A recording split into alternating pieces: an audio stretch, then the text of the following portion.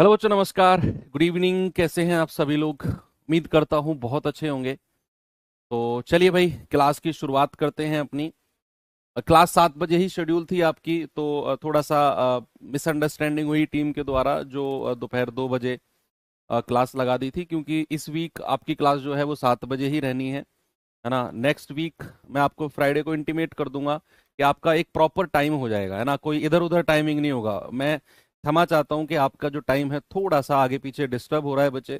2 बजे क्लास होती थी, अ, अब वो 7 बजे हो रही है, तो मैं पर्सनली एक बड़ा भाई होने के नाते आपसे क्षमा प्रार्थी हूँ। लेकिन फ्राइडे को मैं आपको बिल्कुल प्रॉपर बता दूंगा कि मंडे ऑनवर्ड्स, यानी कि सोमवार से आपकी जो क्लास है वो प्रॉपर इस टाइम रहेगी, और आपके सिलेबस कंप्लीट होने तक वही टाइम रहेगा। 1 मिनट भी आगे पीछे नहीं होगा, ठीक है भैया। तो चलिए करते हैं अपनी क्लास की शुरुआत और बढ़ाते हैं चीजों को आगे। भाई, कल हम लोगों ने जो किया था वो था क्रॉस मेथड, और क्रॉस मेथड में आपको मैंने 3 चीजें बताई थी कि एक रेशियो जब दूसरे रेशियो में चेंज होता है, कुछ ऐड होने से या कुछ घटाने से, या फिर ऐड होने या घटाने दोनों से, तो हम क्रॉस मेथड का यूज करते हैं। उस पे बहुत सारे क्वेश्चन भी हम लोगों ने किए। अब दूसरा जो पॉइंट है वो है कि जब आय का रेशियो दिया हो इनकम का, एक्सपेंडिचर यानी कि खर्चे का रेशियो दिया हो, और जो सेविंग है वो आपको ओरिजिनल अमाउंट में दे रखी हो, तो आप क्रॉस मेथड का यूज करोगे। क्रॉस मेथड आपको कल बहुत कॉन्फिडेंस आया, बहुत सारे सवाल आप लोगों ने किए, ठीक है। तो चलिए सवाल देखते हैं इस पे डायरेक्ट क्या है। क्रॉस मेथड वाले सवाल करने से पहले एक बेसिक सा सवाल आपको मैं करा देता हूं। क्रॉस मेथड अभी शुरू करेंगे, पहले आय खर्च वाला एक बेसिक सा सवाल कर लेते हैं बच्चा। क्या है जरा देखिए। सवाल क्या है कि एक ही आय और उसके खर्चे का अनुपात क्या है, 5:4 का है। अगर उसकी कुल बचत 56,000 है तो उसका खर्चा कितना होगा? तो उसका खर्चा कितना होगा? भाई, उसको दिया हुआ है कि उसकी जो इनकम है, आय मतलब बच्चे बोलते हैं इनकम को, और खर्चा व्यय यानी कि होता है एक्सपेंडिचर, और फिर उसके बाद आती है बचत। बचत यानी कि सेविंग। आप मुझे बताओ, आपको उसने बोला है कि आय और खर्च का जो रेशियो है वो 5:4 है। कितना है बच्चा? वो है 5 और 4 का रेशियो। बच्चे, एक बात बताओ, अगर मैं 5 रुपए कमाता हूं, अगर मैं 5 रुपए कमाता हूं और 4 रुपए खर्च कर देता हूं, अगर मैं पांच, होमवर्क वाला क्वेश्चन करा दूंगा, अभी इस पे फोकस करो, करा दूंगा, अभी थोड़ी देर में करा दूंगा मैं, है ना। क्लास के लास्ट में कर लेंगे, टेंशन ना लो, फिलहाल इस पे फोकस करो। मेरा क्वेश्चन है कि अगर मैं 5 रुपए कमाता हूं और 4 रुपए खर्च कर देता हूं, तो मेरी बचत कितनी होगी? सर, 1 रुपया बचत होगी, 5 में से 4 को माइनस कर दो, कितनी सेविंग होगी? 1 रुपए की सेविंग होगी। ओके, कोई दिक्कत नहीं है। अब सवाल ने बोला कि भैया उसकी बचत तो 56,000 रुपए है, यानी कि 1 यूनिट की वैल्यू कितनी है? 56,000 रुपया। 1 यूनिट की वैल्यू कितनी है? 56,000। तो कह रहा है उसका खर्चा कितना होगा। भाई, खर्चा तो 4 यूनिट है, तो 4 गुणा 56,000, ये आ जाएगा 0, 0, 0। 4 6 24, 2 4 5 20 और 2 22। बिल्कुल सही जवाब है कि नहीं? 2,24,000, ऑप्शन नंबर सी हमारा करेक्ट है। ओके, चलिए पढ़ते हैं अब थोड़े से क्रॉस मेथड वाले सवालों की तरफ। जरा देखना बच्चा, और लगा दो क्रॉस मेथड इसमें। सवाल ने बोला टीना और शीना की आय जो है वो 2:3 के रेशियो में है, उनका खर्चा 3:5 के रेशियो में है। यदि प्रत्येक 1,000 रुपए की बचत करती है, यानी कि टीना भी 1,000 रुपए की सेविंग और शीना भी 1,000 रुपए की सेविंग, तो बताओ टीना की सैलरी या टीना की आय कितनी होगी? भाई, इधर टीना लिखो, इधर शीना। उनकी इनकम कितनी है, आय कितनी है? 2:3 के रेशियो में। उनका खर्च का रेशियो कितना है? एक्सपेंडिचर का 3-5 का रेशियो है। सवाल ने बोला कि प्रत्येक 1,000 रुपए की बचत करती है। टीना ने भी 1,000 रुपए की सेविंग की और सीना ने भी, तो इधर भी 1,000 लिख दो और इधर भी 1,000 लिख दो। क्रॉस मेथड लगाओ। भाई कल से यही तो कर रहे हैं, कल से यही तो कर रहे हैं हम लोग कि भाई इसकी मल्टीप्लाई इसमें करो 5 दूनी 10 और इसकी मल्टीप्लाई इसमें करो 3 तिया 9 और दोनों का डिफरेंस 10 में से 9 गया कितना आएगा 1। 3 की गुणा 1,000 में करेंगे आएगा 3,000 और 5 की गुणा 1,000 में करेंगे आएगा 5,000 और दोनों का डिफरेंस कितना है 5,000 में से 3,000 गया सर, दोनों का डिफरेंस आएगा 2,000। कितना है 2,000। यानी कि ऊपर का डिफरेंस नीचे के डिफरेंस के बराबर है। तो एक यूनिट की वैल्यू कितनी है 2,000। आपसे कह रहा है उसमें टीना की आय कितनी है, what is the income of Tina. तो टीना की आय तो 2 यूनिट है। एक यूनिट अगर 2,000 है तो 2 यूनिट कितना हो जाएगा 2 गुणा 2,000। आप कहेंगे सर टीना की जो सैलरी है, टीना की जो आय है वो 4,000 रुपए है। हो गया। यहीं से आप सीना की आय भी निकाल सकते हो। एक यूनिट 2,000 तो सीना की आय कितनी हो जाएगी 2 गुणा 3 गुणा 2,000 यानी कि 6,000। बस वही तो चीज है जो कल पूरे दिन किया हमने, पूरी क्लास में जो किया है सारा वही तो है भाई ये। आगे चलते हैं, एक और सवाल देता हूं चलो आपको। ये सवाल देखिए भाई और बताओ मुझे जल्दी से इसका जवाब।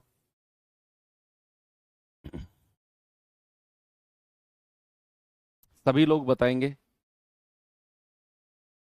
सवाल है पी की मासिक आय और क्यू की मासिक आय के बीच 7:6 का रेशियो है। उनके खर्चे के बीच 6:5 का रेशियो है। यदि उनमें प्रत्येक 480 की बचत करता है तो पी की मासिक आय क्या होगी। सेम वही सवाल है। मैं कह रहा हूं आप ये बोलो ही मत कि सर रिपीट कर दो। इतने सवाल करा दूंगा कि आपको रट जाएगा ये तरीका। इतने सवाल हो जाएंगे, सेम डिजिट रहे, पैटर्न सेम रहेगा, डिजिट अलग रहेंगी बस। इतने सारे सवाल हैं मेरे पास। आप थोड़ा तो ट्राई करो अपनी कॉपी में। आप क्या करो, उनकी पी और क्यू की आय का रेशियो लिखो। भाई इनकम का रेशियो कितना है सर 7:6 का रेशियो है।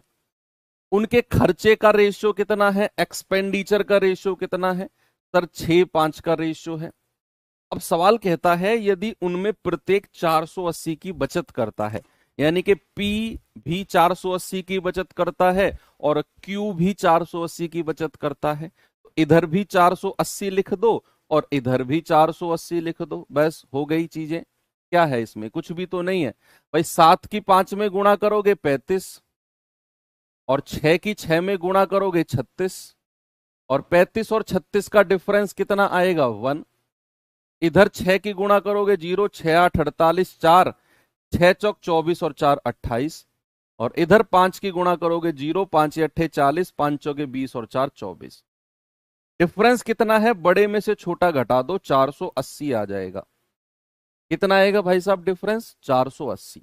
ऊपर का डिफरेंस नीचे के डिफरेंस के बराबर कर दो कि एक यूनिट की वैल्यू कितनी है 480 है। आपसे क्या बोला है बताओ पी की मासिक आय क्या होगी, what is the monthly income of P. तो भैया वो कितनी है 7 यूनिट। तो 7 इंटू 480 तो 0 7 8 56, 5 7 चौक 28 और 5 33। आपका जवाब होगा 3360, ऑप्शन नंबर बी। ओके, कोई प्रॉब्लम इसमें नहीं है। चलिए आगे बढ़ते हैं। एक और सवाल ऐसा ही, करो इसे।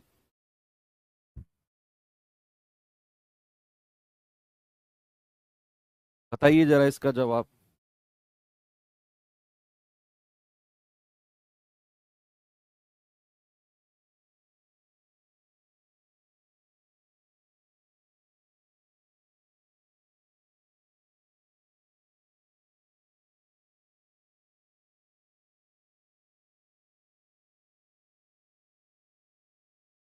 कह रहे हैं ए और बी की आय का रेशियो 4:5 है, उनके खर्च का रेशियो 2:3 है। ओके, कह रहा है ए और बी क्रम से 7200 और 6000 रुपए बचाते हैं, तो ए की आय क्या होगी?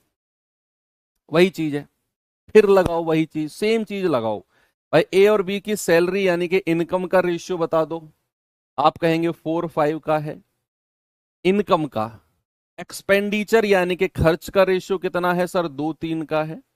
भाई कितना कितना बचत किया है इसने? तो 7200 रुपए बचाए ए ने, और बी ने कितने बचाए हैं? 6000 रुपए बी ने बचाए हैं। क्रॉस क्रॉस मल्टीप्लाई लगाओ और उत्तर बता दो जल्दी से क्या होगा, बताओ जल्दी से। आप कहेंगे कि सर 4 की 3 में गुणा करोगे 12 आएगा, और 2 की 5 में गुणा करोगे 10 आएगा। दोनों का डिफरेंस कितना है? 2। 2 की 6 में गुणा करेंगे 2 छिक्के 12,000, और 3 की 7200 में करेंगे 0 0, 3 दूनी 6, 3 सत्ते 21,600। दोनों का डिफरेंस कितना है? 9600। कितना है? 9600।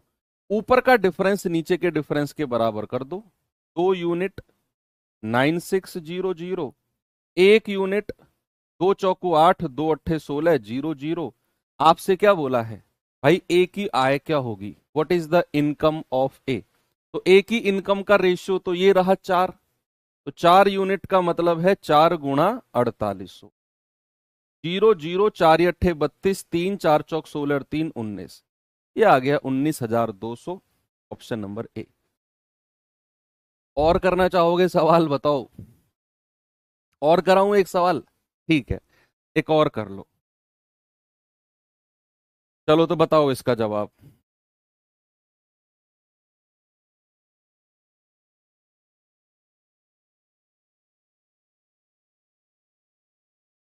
बताओ भाई उत्तर। सवाल है राम और गंगा की आय का रेशियो 4-3 है, उनके खर्च का रेशियो 3-2 है। यदि प्रत्येक व्यक्ति 2700 रुपए बचाता है तो उनका खर्चा क्या होगा? यहां सवाल कुछ और पूछा है। अब देखो क्या करना है भाई, यहां राम और गंगा है, ठीक है। इनकम का रेशियो कितना है? 4-3 का। खर्च एक्सपेंडिचर का रेशियो कितना है? 3-2 का। सवाल ने बोला है उन्होंने प्रत्येक ने 2700 रुपए की बचत की है, तो बचत कितनी है? इसकी भी 2700 और इसकी भी 2700, दोनों तरफ 2700 लिख दिया।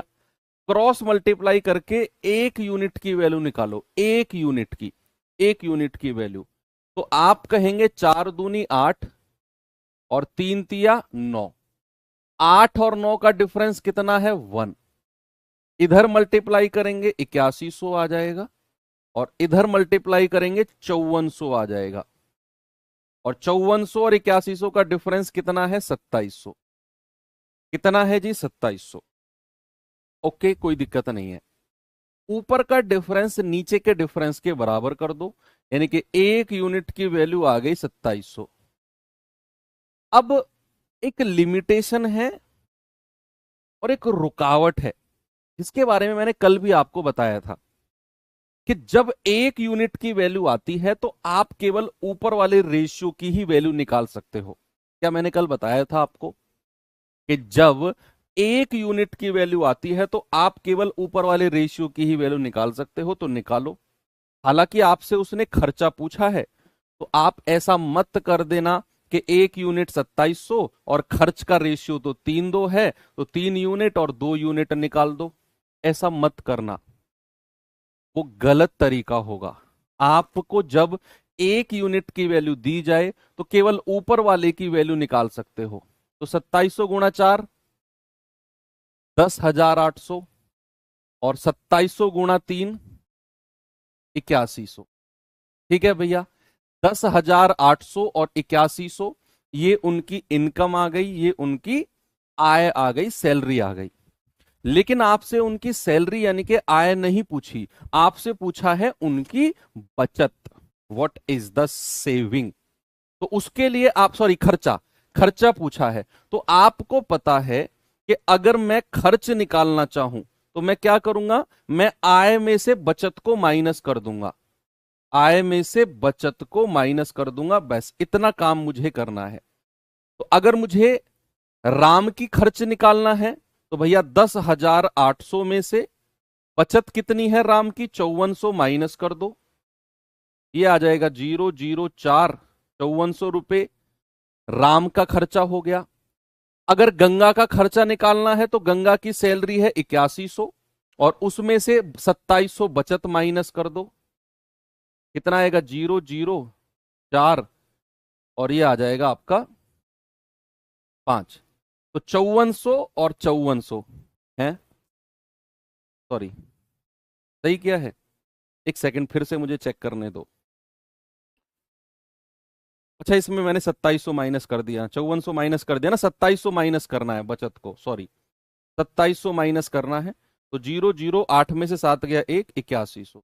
तो 8100 और 5400 आपका जवाब है ऑप्शन नंबर ए, बिल्कुल ठीक है। अब मेरी बात सुनो, मैं फिर से रिपीट करता हूं ये सवाल, ये थोड़ा सा चेंज हुआ है तो हो सकता है बहुत सारे लोगों को प्रॉब्लम आई हो, मैं फिर से रिपीट करता हूं।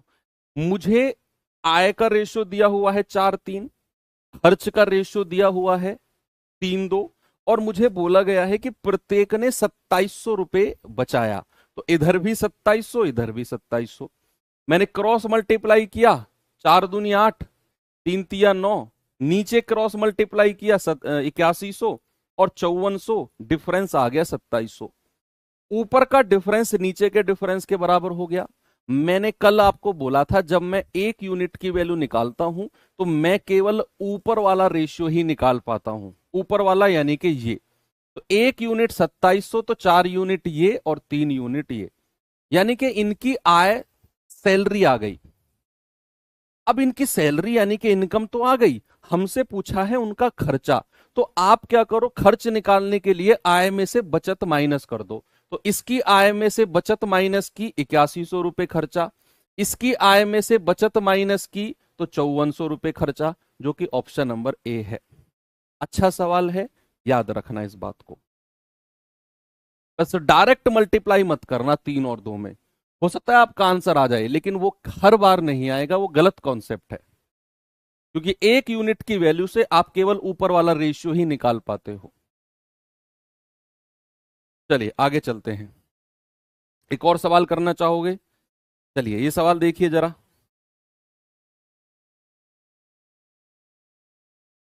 बताएंगे बच्चा जल्दी से।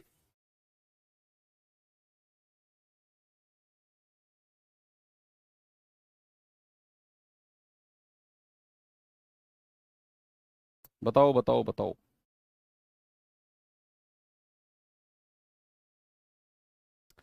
सवाल है ए और बी की आय का रेशियो 7:5 है।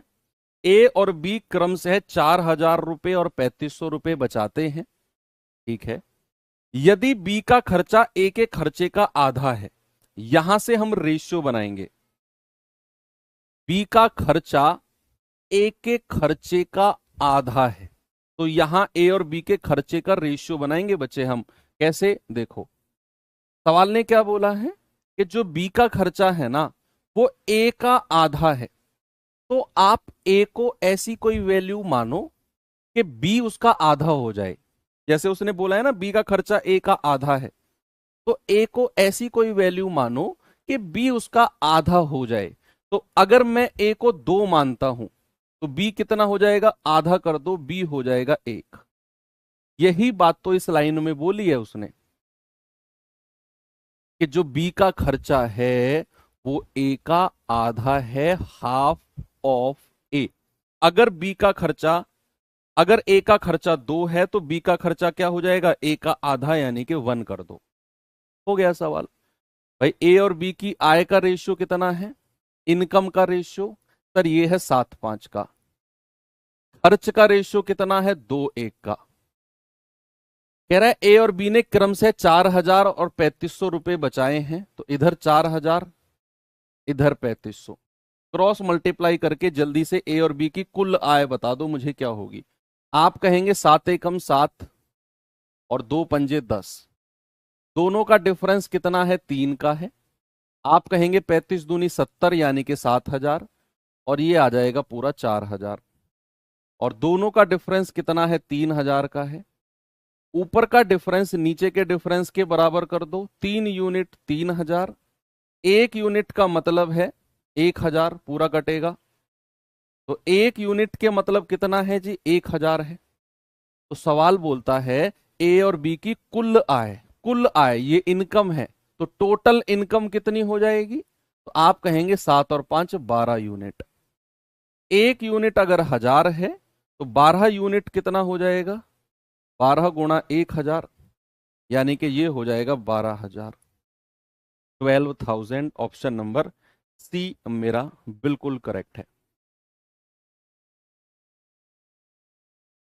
ओके, अब तो आपके दिमाग में सेट हो गई ना चीजें। चलो फिर भी अगर आपकी जिद है तो एक सवाल और करा देता हूं मैं। ये सवाल और देखो।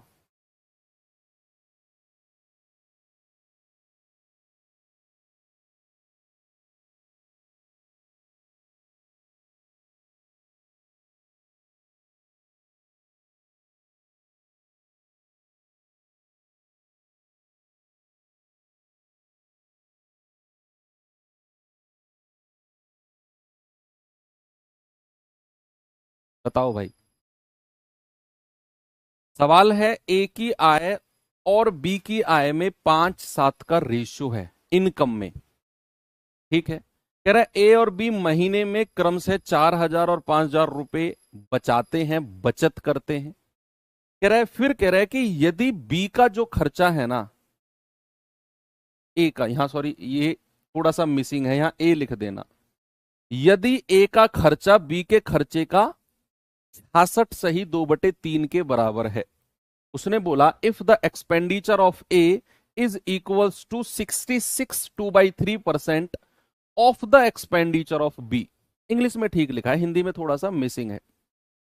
उसने बोला कि यदि ए का खर्चा बी के खर्चे का 66 सही 2/3% है। प्यारे बच्चे, 66 सही 2/3% का जो भिन्न होता है, जो फ्रैक्शन होता है, वो 2/3 होता है। परसेंटेज चैप्टर अभी आपने पढ़ा नहीं है, तो अभी आप फिलहाल के लिए इतना समझ के चलो कि 66 सही 2/3% को हम 2/3 बोलेंगे, क्योंकि परसेंट का मतलब होता है बटा 100। तो यहां से परसेंट हटाऊंगा और बटा 100 कर देंगे तो वही 2/3 आएगा। फिलहाल के लिए आप इतना ध्यान रखो कि 66 सही 2/3% का मतलब 2/3 है। ओके, अब हमें क्या करना है? ए और बी के खर्चे का रेशियो लेना है। तो सवाल ने क्या बोला है? ए का खर्चा बी के खर्चे का 2/3 है। ऐसा उसने बोला कि ए का जो खर्चा है वो बी के खर्चे का 2/3 के बराबर है। यानी कि अगर मैं ये कहूं कि बी का खर्चा नीचे वाली संख्या है 3, तो ए का खर्चा ऊपर वाली संख्या हो जाएगा 2 हो जाएगा। कभी भी इस तरह का सवाल अगर परसेंटेज में लिखा होगा, आप उस परसेंटेज का फ्रैक्शन यानी कि भिन्न लिखेंगे। अब सवाल ने बोला है ए का जो खर्चा है बी के खर्चे का इतना परसेंट है, यानी कि बी का खर्चा अगर मैं 3 मानता हूं तो ऊपर वाला ए का खर्चा हो जाएगा। ए और बी का रेशियो क्या हो जाएगा? 2:3। ओके, बस हो गया सवाल। भाई आय का रेशियो लिखो, इनकम का रेशियो कितना है? आप कहेंगे सर 5:7 का रेशियो है। खर्च का रेशियो कितना है? एक्सपेंडिचर का रेशियो कितना है सर? 2:3 का है। फिर उसने बोला कि ए और बी ने क्रम से 4,000 और 5,000 रुपए की बचत करी। इधर 4,000 लिख दो, इधर 5,000 लिख दो, क्रॉस मल्टीप्लाई लगाओ और आपका उत्तर आपके सामने होगा। बताओ जल्दी से। आप कहेंगे 5×3 = 15, आप कहेंगे 2×7 = 14। दोनों का डिफरेंस कितना है? 1। इधर मल्टीप्लाई होगी 5×2 = 10,000 और इधर मल्टीप्लाई होगी 4×3 = 12,000 और दोनों का डिफरेंस कितना है? 2,000। तो ऊपर का डिफरेंस नीचे के डिफरेंस के बराबर है। आपसे क्या पूछा है? ए और बी की कुल आय। तो टोटल इनकम कितनी है भैया? 5 और 7 12। तो 12 यूनिट की वैल्यू कितनी हो जाएगी? 12 × 2,000। तो आपका जवाब आएगा 24,000। यानी कि बच्चा ए और बी की कुल आय कितनी है? 24,000। बिल्कुल सही जवाब है 24,000। ओके, चलो बढ़िया सवाल है। अब तो बहुत सारे सवाल करा दिए भाई। चलो इससे हटता हुआ थोड़ा सा एक सवाल कराता हूं आपको। क्रॉस मेथड का काम खत्म। दो टाइप के सवाल मैंने क्रॉस मेथड पे करा दिए हैं, आय खर्च वाले। एक रेशियो दूसरे में चेंज होता है वो। अब एक तीसरा टाइप भी क्रॉस मेथड से होगा। कौन सा? बोलो। अरे बोलो ना भाई आप। हाँ, एज रिलेटेड क्वेश्चंस, आयु संबंधित प्रश्न, वो करेंगे हम। उसका अलग चैप्टर में कराऊंगा आपको। एज रिलेटेड वाला अलग से पढ़ेंगे, चैप्टर ही अलग करेंगे जस्ट इसके बाद, इस चैप्टर के बाद। अब मैं आपको आय खर्च वाला एक स्पेशल क्वेश्चन करा देता हूं। ये स्पेशल क्वेश्चन है, स्पेशल सवाल। ठीक है भैया, इसको स्पेशल सवाल ही नाम देना। स्पेशल सवाल है ये। ओके, तो पढ़ेंगे आराम से। अगर ना भी कर पाओ तो रुकना, मेरा वेट करना, मैं आ रहा हूं पीछे से आपको आगे धकेलने के लिए। आपको जो सिलेक्शन वाली लाइन है ना, वहां तक धकेलते हुए ले जाऊंगा आपको मैं, टेंशन ना लो। बस आप पैरों को चलाते रहना, इतना तो काम कर सकते हो यार कि पैरों को चलाते रहना। आपका जो पीठ है उस पे हाथ रहेगा, हमारे सभी टीचर्स का, और हम लोग आपको धकेलते धकेलते ऐसे फेंक के मारेंगे आपको सिलेक्शन वाली लाइन के उस पार। ओके, पैर चलाने अगर आपने बंद कर दिए तो फिर हम धक्का कैसे लगा पाएंगे? करिए, पढ़िए इस सवाल को।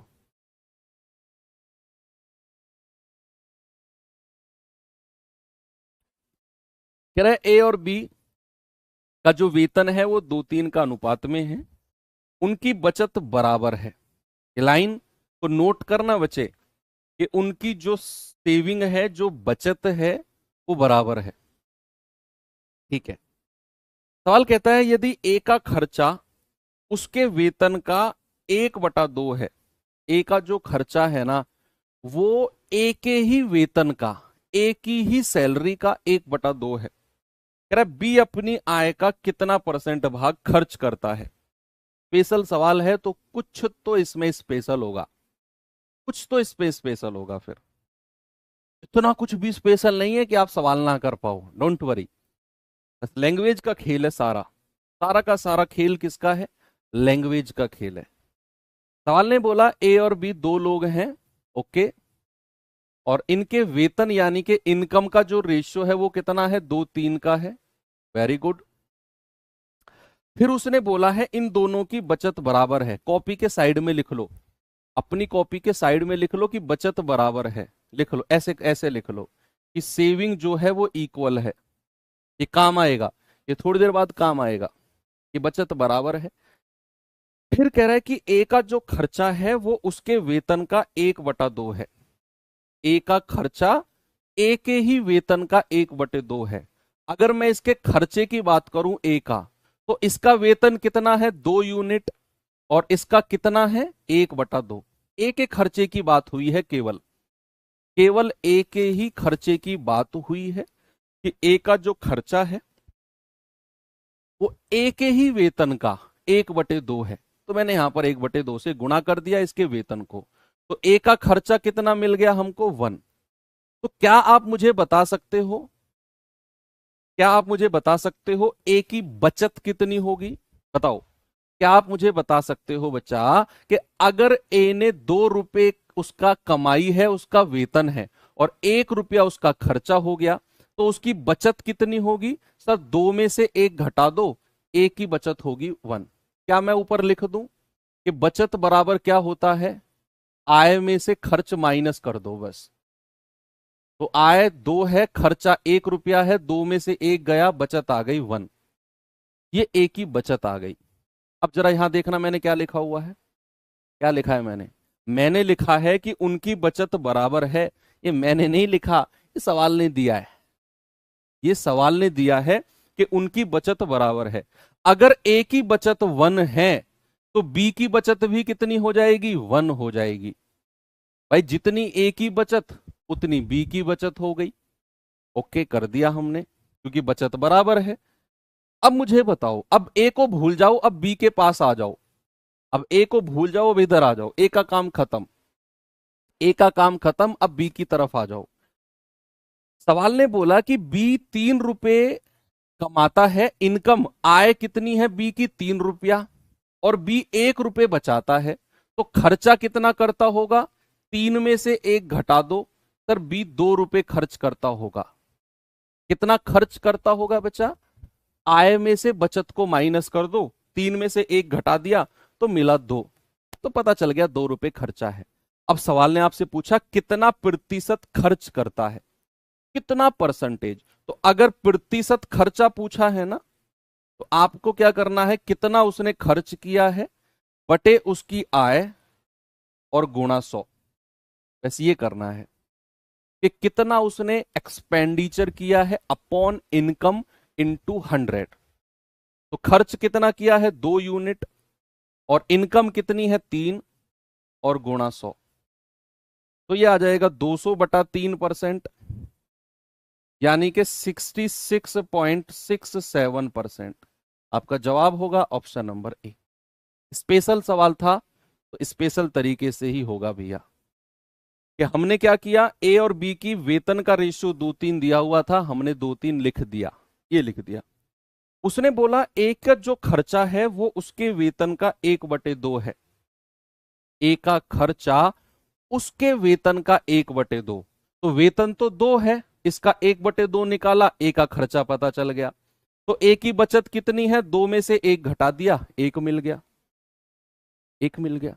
फिर कह रहा है भाई साहब बचत तो बराबर है, बचत तो बराबर है, यानी कि जितनी बचत ए की है उतनी ही बचत बी की हो जाएगी, 1 और 1। अब हमें पता है कि बी ने 3 रुपया सैलरी है या वेतन है, उसमें से बचत माइनस कर दो तो बी का खर्चा पता चल गया 2 रुपया। बी का खर्चा कितना पता चल गया, 2 रुपया। उसने कहा कितना प्रतिशत खर्च किया है, तो 2 आय कितनी है, वेतन कितना है 3 गुणा 100, यानी कि 66.67% आपका सही जवाब है।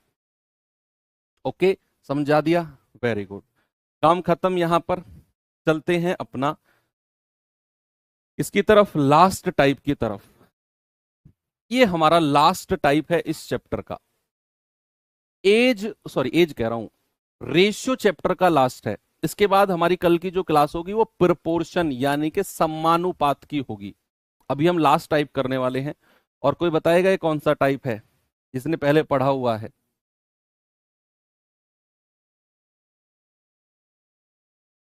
देखो ये टाइप बड़ा ही पॉपुलर है। कौन सा? सिक्कों से संबंधित, सिक्कों से संबंधित प्रश्न, सिक्कों से संबंधित प्रश्न, यानी कि coins related, coins related questions, coins related question, सिक्कों से संबंधित प्रश्न, बहुत इंपॉर्टेंट टॉपिक है। और टॉपिक शुरू करने से पहले आपको मैं बताना भी चाहूंगा,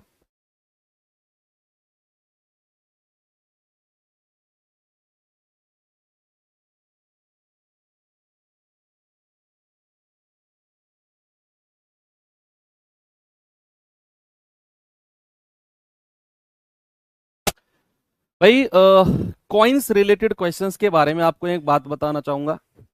अक्सर इसमें कंफ्यूजन होता है बच्चों को कि किसको, सिक्कों की संख्या के रेशियो को रुपए में कैसे बदलें, रुपए के रेशियो को सिक्कों में कैसे बदलें। मैंने आपको एसएससी जीडी के आपके सीनियर जो भाई लोग हैं ना, 2025 वाले जो सिलेक्टेड हैं, उनके लिए एक स्पेशल क्लास कराई थी मैंने, रामबाण सीरीज के नाम से। मुझे उम्मीद नहीं थी कि वो इतनी फेमस हो जाएगी, यूट्यूब पर बहुत चर्चित सीरीज वो रही है। और दरअसल 2024 वालों के लिए बनाई थी मैंने वो, उसमें 7-8 वीडियो थी 2024 वालों के लिए। 25 वालों के लिए मैंने उन्हीं प्लेलिस्ट में, उन्हीं 8 वीडियो की प्लेलिस्ट में 6 और वीडियो बना दी। उसी वो 8 तो थी, 6 और नए टॉपिक्स की बना दी, तो टोटल 14 टॉपिक्स हो गए। और उसमें कॉइन्स वाला टॉपिक भी था, 1 घंटे की, शायद मैंने 1.5 घंटे की कॉइन्स वाली वीडियो वहां बनाई है रामबाण की। तो बच्चों को बहुत फायदा मिला।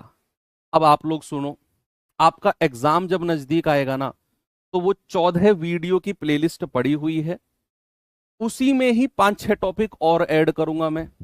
तो आपके लिए 20 टॉपिक की वीडियो होगी। और आपको शायद भरोसा ना हो, ये जो 14 टॉपिक है ना, हर टॉपिक में से क्वेश्चन आया है आपके जीडी 2025 में भी, जीडी 2024 में भी। और ऐसा नहीं है कि सर एक ही शिफ्ट में 14 टॉपिक से आया है, नहीं, किसी शिफ्ट में 2-3 टॉपिक से आ गया, किसी में 4-5 टॉपिक से आ गया। अब आपके बारी को मैं फिर 6-7 टॉपिक सेलेक्ट करूंगा जो जीडी के ट्रेंडिंग में रहे हैं 2025 या फिर जो रह सकते हैं। तो आपके लिए 20-22 टॉपिक का भंडार हो जाएगा। वो 14 टॉपिक तो रहेंगे, 6-7 टॉपिक और ऐड करूंगा तो 14-15 20-22 टॉपिक। 20 सवाल सारे आने हैं, 22 टॉपिक आपको मैं ऐसे इंपॉर्टेंट पढ़ा दूंगा कि गजब ही हो जाएगा। अब ये मत कहना कि सर किताब बंद कर रहे हैं, हम तो एग्जाम टाइम पे वही देखेंगे, बस गलत है, वो भी नहीं है। बिना कॉन्सेप्ट के वो टॉपिक समझ में नहीं आने वाले हैं, आपको ध्यान रखना। अब बात करते हैं एज रिलेटेड क्वेश्चंस की, यानी कि एज कह रहा हूं यानी कॉइन्स रिलेटेड क्वेश्चंस की। तो कॉइन्स रिलेटेड क्वेश्चंस के लिए आपको थोड़ा सा बेसिक्स क्लियर होना जरूरी है बच्चे। बेसिक्स क्या है कि अगर मैं आपसे ये पूछूं 1 रुपए में कितने पैसे होते हैं, कोई बताएगा मुझे? 1 रुपए में कितने पैसे होते हैं, जल्दी से बताओ मुझे।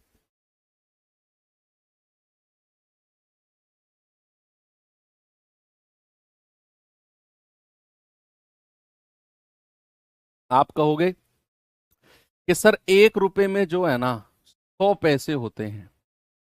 कितने पैसे होते हैं बच्चा? 1 रुपए में 100 पैसे होते हैं। ऐसे ही अगर मैं कहूं 2 रुपए में कितने पैसे होंगे, आप क्या करोगे, 2 को 100 से गुणा कर दोगे, तो 2 रुपए में 200 पैसे हो जाएंगे। 2 रुपए में 200 पैसे हो जाएंगे। कितने भी रुपए की मैं बात करूं और मैं कहूं इसमें पैसे कितने होंगे, आप 100 से मल्टीप्लाई कर देना, ये तो आप समझ गए। मैं कहूंगा 10 रुपए में कितने पैसे, 10 × 100 1000 पैसे हो जाएंगे। तो इस तरीके से आप चीजों को बता सकते हो। ठीक है, अब मैं आपसे जो पूछने वाला हूं वो बड़ी ही इंपॉर्टेंट बात है और बहुत महंगी बात है, बहुत महंगी बात है, सच में ध्यान से सुनना। आपने तो 1 रुपए ही देखा होगा। 1 रुपए आपके, अब तो नए बच्चे हो, 18-19 के बच्चे हो, आपकी जो याददाश्त है उसमें 1 रुपया ही सबसे छोटा सिक्का होगा जो चलता होगा, है ना? 1 रुपए से पहले चलने वाले भी कुछ सिक्के थे जो अब से 10-15 साल पहले ही बंद हुए हैं। 15 साल पहले, जस्ट 2010-2009 के आसपास बंद हुए हैं, जो 1 रुपए से भी छोटे सिक्के थे। यस भाई, 1 रुपया का सिक्का सबने पढ़ा है। क्या आपने सुना है 50 पैसे का भी सिक्का होता था एक जमाने में? एक जमाने में 50 पैसे का भी सिक्का होता था, जिसको क्या बोलते थे, जिसको बोलते थे अठन्नी। क्या बोलते थे बच्चे? अठन्नी। क्या आपने सुना कि 25 पैसे का भी सिक्का होता था, जिसको क्या कहते थे? चवन्नी। क्या बोलते थे? चवन्नी। 25 पैसे का सिक्का भी आपने देखा होगा। फिर 10 पैसे का भी सिक्का होता था, इसको कुछ नहीं बोलते थे, 10 पैसा ही बोलते थे।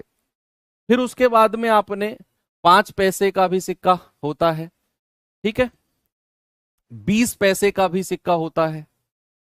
जो बेसिकली हम इस चैप्टर में डिस्कस करेंगे वो यही सिक्के हैं जो आपके सामने हैं, यही सिक्के हैं। तो अब मैं आपसे जो पूछने वाला हूं उसका जरा गौर से सुनना। 1 रुपए में पैसों की, सिक्कों की संख्या, 1 रुपए में सिक्कों की संख्या, 1 रुपए में सिक्कों की संख्या, सिक्कों की संख्या, 1 रुपए में सिक्कों की संख्या। Number of coins in a rupee. English वाले बच्चे क्या लिखेंगे? Number of coins, number of coins in a rupee. ठीक है भैया, 1 रुपए में सिक्कों की संख्या। अब अगर मैं आपसे कहूं 1 रुपए में, 1 रुपए में 50 पैसे के कितने सिक्के हैं? 50 पैसे के कितने सिक्के हैं?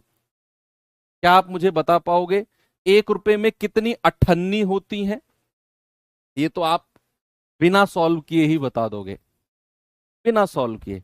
1 रुपए में कितनी अठन्नी होती हैं? 50 पैसे के कितने सिक्के होते हैं? तो आप कहोगे सर 2 अठन्नी होती है। अब ये कैसे पता किया आपने 1 रुपए में 2 अठन्नी होती हैं? पता है कैसे? 1 रुपए में कितने पैसे होते हैं सर? 100 पैसे। और 100 पैसे को 50 पैसे से भाग दे दिया, तो आपको पता चल गया सर 2 सिक्के होते हैं। 1 रुपए में 50 पैसे के कितने सिक्के होते हैं? 2 सिक्के।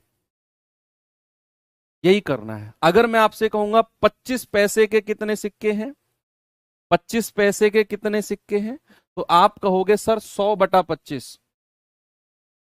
सर 4 सिक्के हैं। कितने हैं बच्चा? 4 सिक्के हैं। अगर मैं आपसे कहूंगा 20 पैसे के कितने सिक्के हैं जी, तो आप कहोगे सर 100/20, यानी कि 5 सिक्के हैं। कितने हैं जी? 5 सिक्के हैं। कितने हैं? 5 सिक्के हैं। ऐसे ही अगर मैं कहूंगा 10 पैसे के कितने सिक्के हैं, 10 पैसे के, 10 पैसे, उसी लाइन को आगे बढ़ा रहा हूं मैं, तो आप क्या करोगे? 100/10 कर दोगे, तो ये आ जाएगा सर 10 सिक्के हैं। क्या है? 10 सिक्के हैं। 5 पैसे के पूछूंगा 100/5 कर दोगे, और ये आपको अब समझ में आ गया। लेकिन मैं आपको पर्सनली ये बोलना चाहूंगा कि आपको ये डायरेक्ट ध्यान में रहना चाहिए। क्या रहना चाहिए? आपको डायरेक्ट ध्यान में रहना चाहिए। कभी भी आपको पता चले 50 पैसे के सिक्के, दिमाग में तुरंत आने चाहिए 2 सिक्के होते हैं। 25 पैसे के सर 4 सिक्के होते हैं। 20 पैसे के 5 सिक्के होते हैं। ऐसे दिमाग में डायरेक्ट आना चाहिए। अब ये करने की जरूरत नहीं पड़नी चाहिए आपको। थोड़े थोड़े ब्रिलियंट बनते जा रहे हो अब आप। 10 पैसे के सीधे 10 सिक्के होते हैं। याद रहेगा डायरेक्ट? प्रॉमिस? ओके। चलो आगे बढ़ाता हूं। मैं इतने डिटेल में आपको पढ़ा रहा हूं ना ये सिक्कों वाला टॉपिक, आपको ऐसा लगेगा कि सर पूरा पेपर इजी में से आएगा क्या? नहीं। लेकिन आप इतनी जल्दी बैच में जुड़े हो, इतने दिन पहले जुड़े हो, तो आपको कुछ हो तो फायदा होना चाहिए भाई। एक बैच आएगा हमारा 2.0, वो आएगा एग्जाम से लगभग 3 या 4 महीने पहले। वहां कराएंगे, बहुत अच्छे से मैथ में कराऊंगा, लेकिन टाइम की शॉर्टेज की वजह से इतनी डिटेल में वहां मैं नहीं पढ़ा पाऊंगा। ऐसा नहीं है कि वहां मैं कम पढ़ाऊंगा, चीजें पढ़ाएंगे सारी चीजें वहां पर, लेकिन आपके साथ प्लस पॉइंट क्या है? आपके पास टाइम की कमी नहीं है, टाइम बहुत है। और जब टाइम बहुत है तो फिर सारी चीजें डिटेल में क्यों ना पढ़े। ओके, तो इतनी बात आप सभी को समझ में आ गई? यस। अब बेसिकली जो सिक्के वाले सवाल होते हैं ना, वो 2 तरह से बनते हैं। 2 तरह के सवाल बनते हैं, और इन 2 तरह के सवालों से अलग कोई बनता ही नहीं है। इनसे अलग कुछ जाएगा ही नहीं। ठीक है? अब कौन से 2 तरह के बनते हैं जरा देखना। पहला बनेगा कि गिवन होगा सवाल में। गिवन का मतलब है सवाल में दिया होगा। गिवन होगा सिक्कों की संख्या का रेशियो।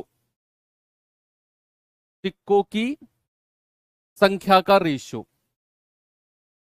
संख्या का रेशियो, ये गिवन होगा हमें। और धनराशि गिवन होगी, ये भी गिवन होगी। अमाउंट गिवन होगी, अमाउंट ये गिवन होगी। और यहां लिखेंगे ratio of number of coins. क्या लिखेंगे इंग्लिश वाले बच्चे? Ratio of number of coins. ये 2 चीज गिवन होंगी हमें, दोनों की दोनों चीज, कि हमें सिक्कों की संख्या का रेशियो गिवन होगा और हमें धनराशि गिवन होगी। ये गिवन है। एक तो ये टाइप का रेशियो बनेगा। इस टाइप में हमें क्या करना है? इस टाइप में हमें करना क्या है? हमें करना है कि सिक्कों की संख्या के रेशियो को लिखो। सिक्कों की संख्या के रेशियो को, ये मैं पता है क्यों लिख रहा हूं, ताकि आप जब रिवीजन करो ना, तो सटाक से आपके दिमाग में आ जाए, अच्छा ऐसा होता है। तो सिक्कों की संख्या के रेशियो को धनराशि के रेशियो में बदलते हैं। धनराशि के रेशियो में बदलते हैं। सिक्कों की संख्या के रेशियो को धनराशि के रेशियो में बदलते हैं। जीवन में कभी तो भूलोगे नहीं आप, ऐसा अगर पढ़ोगे तो इस तरीके से। ये आपके रिवीजन के लिए ही तो है कि change the ratio of number of coins. English वाले बच्चे लिखो, change the ratio of number of coins to the ratio of amount. To the ratio of amount, change the ratio of number of coins to the ratio of amount. Sir given का मतलब क्या है? Given का मतलब है सवाल में दिया गया होगा। अरे यार कितना बेसिक लिखवाओगे, सवाल में दिया गया होगा, गया होगा, ये है इसका मतलब। अब ठीक है सर, सवाल में दिया गया होगा का क्या मतलब है? फिर तो एक ही मतलब है कि तुम्हारा सर और मेरा सर आपस में जब तक टकराते रहेंगे, जब तक कोई से का सर फूट ना जाए दोनों में से। ठीक है, तो सवाल में दिया गया होगा मतलब गिवन, ये गिवन होगा और ये हमें करना है, ये हमें करना है। एक तो ये तरह का सवाल बनता है। दूसरे तरह का सवाल क्या बनता है?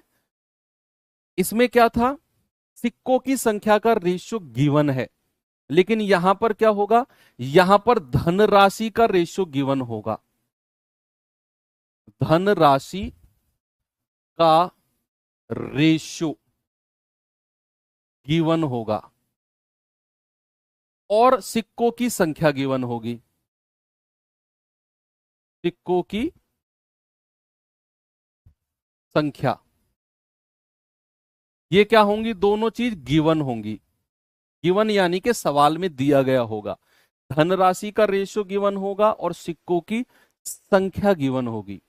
इसमें हमें क्या करना है, कैसे करना है, अभी आप लिखो। केवल सवाल कराऊंगा बहुत सारे, जैसे हमने क्रॉस मेथड में किए थे ना, इसमें भी बहुत सारे सवाल कराऊंगा आपको मैं, डोंट वरी। इसमें क्या करना है, धनराशि के रेशियो को, धनराशि के रेशियो को, रेशियो को सिक्कों की संख्या के रेशियो में बदलते हैं। सिक्कों की संख्या के रेशियो में बदलते हैं। संख्या के रेशियो में बदलते हैं,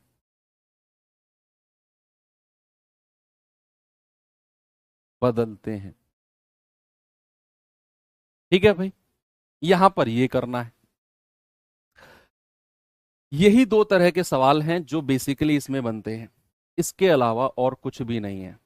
ठीक है, कोई दिक्कत किसी को नहीं है? चलो ठीक है भाई, तो अब हम क्लास को यहीं पर मैं एंड करना चाहूंगा, क्योंकि इसमें अब मैं अगर क्वेश्चंस करना शुरू करूंगा तो फिर सवाल बहुत सारे हैं मेरे पास, है ना। आज क्लास यही 50 मिनट की रोकते हैं, कल इसमें मैं 10-12 सवाल कराऊंगा आपको और दिमाग में सेट हो जाएगा। अगर किसी को बहुत ज्यादा एक्साइटमेंट है कि ना सर आज ही करना है, तो पता है क्या करना, आज जिसको एक्साइटमेंट है, केवल उनको, सबको नहीं, जिसको एक्साइटमेंट है, तो क्या करना, आप अभी यूट्यूब खोलना, अगर आपके पास टाइम है, उस पे सर्च करना रामबाण सीरीज, बस यही सर्च करना रामबाण सीरीज और मैथ्स लिख देना आगे, मैथ। ऊपर हमारी ही वीडियो आ जाएगी, ठीक है, उसमें 14 वीडियो पड़ी है, उसको ओपन करना।